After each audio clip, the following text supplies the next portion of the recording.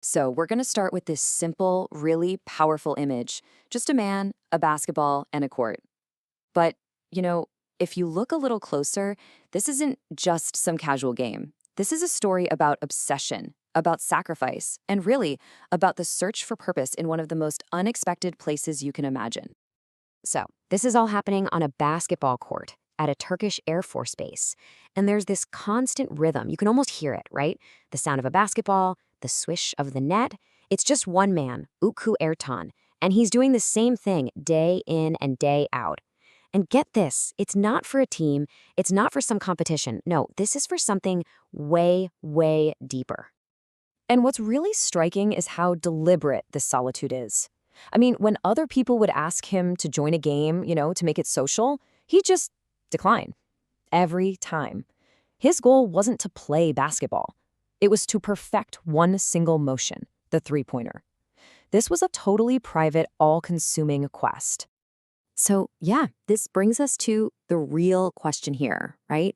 What on earth drives someone to this level of just singular focus? To really get the man on the court today, we've got to go back.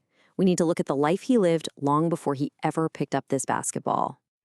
Okay, so before he was the lonely baller, Utku ERTAN was, well, he was a man of the world.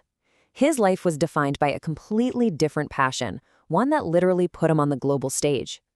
He wasn't just any referee. He was an elite, international wheelchair basketball referee. And I want you to just think about that for a second.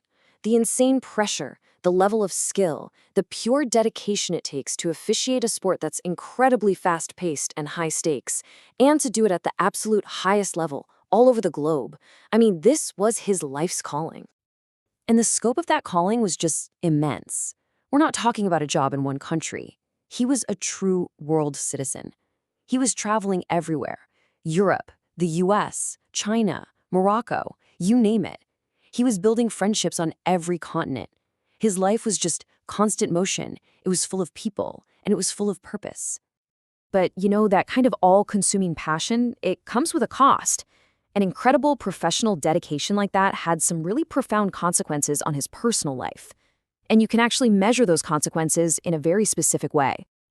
I mean, he reached the absolute pinnacle of his craft. He didn't just referee games, he mastered the art of it. So much so that he wrote 2 acclaimed books on the subject.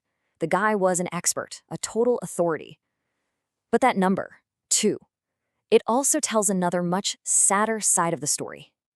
Yeah, that same passion that fueled 2 books, it also led to the end of 2 marriages. The schedule was just too demanding, the travel was constant, and it left pretty much no room for anyone else. To really understand this obsessive side of him, we have to go even further back, into his childhood.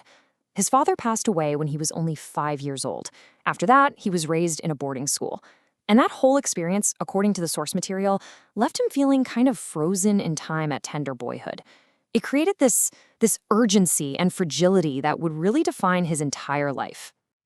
And this pattern of obsession, it goes way beyond just basketball. This guy doesn't really do hobbies, he does obsessions. He taught himself how to play the piano and the saxophone, just practicing for hours and hours. Then he got into billiards and played for 15 hours straight. For Utku, this intense, all-in kind of devotion, it's just how he's wired. But eventually, this life of passion and sacrifice, it just hit a wall. He came to a massive crossroads in his life where he was forced to make a decision that was going to change absolutely everything.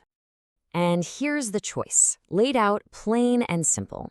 On one hand, you've got his passion, his identity, the very thing that made him a citizen of the world. And on the other hand, well, you've got the stark reality of life, money, alimony payments, just the basic need to earn a living. He made the rational choice. He went with pragmatism. He gave it all up. The whistle, the travel, the entire identity he had spent decades building. And in its place, just a massive, gaping void.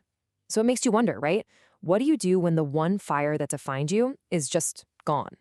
Well, you find a new one. And that brings us right back to where we started, that lonely basketball court in Turkey. See, this wasn't some kind of retreat from the world. It was a replacement. And just look at the method he's using.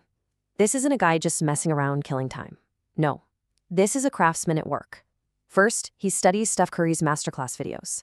Then, he goes out and meticulously replicates those drills on the court. He shoots in these consistent groups of 10. And then, and this is key, he records all the data to track his improvement. He's applying that same world-class dedication he had for refereeing to perfecting a single shot. So that court, it became his new world. It became his sanctuary. And the intense, singular focus it takes to perfect that shot, that became the new purpose that filled that giant void left by refereeing. It's a perfect example of obsession being transferred from one craft to another. And this quote really gets to the heart of why he does it. Because in that moment of the shot, in the repetition, the focus, the hunt for perfection, everything else just melts away. All the challenges in his life, the money problems, the issues with his ex-partner and his kids, his job stuff, it all disappears. On the court, it's simple. There's only the ball, the hoop, and the mission. So all of this leaves us with one last, really fascinating question to think about. For a guy like Utku ERTAN, is this intense, all-consuming obsession a kind of cage? Something that cost him his family, his relationships? Or is it actually a key? The very thing that unlocks his sense of purpose, his resilience, and maybe, in the end, his salvation?